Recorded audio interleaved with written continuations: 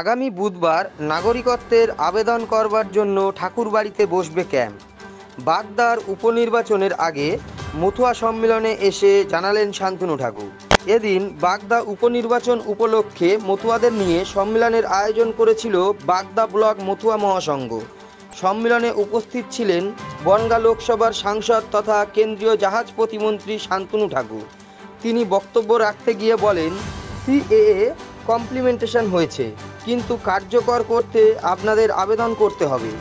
যতক্ষণ না পর্যন্ত সার্টিফিকেট পাচ্ছেন ততক্ষণ সমস্যা থেকে যাচ্ছে।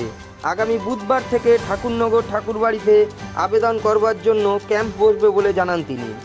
পরবর্তীতে সাংবাদিকদের মুখোমুখি হয়ে শান্তনু ঠাকুর জানিয়েছেন, আগামী বুধবার থেকে ঠাকুরনগর ঠাকুরবাড়িতে ক্যাম্প করে নাগরিকত্বের আবেদন জমা দেওয়া হবে।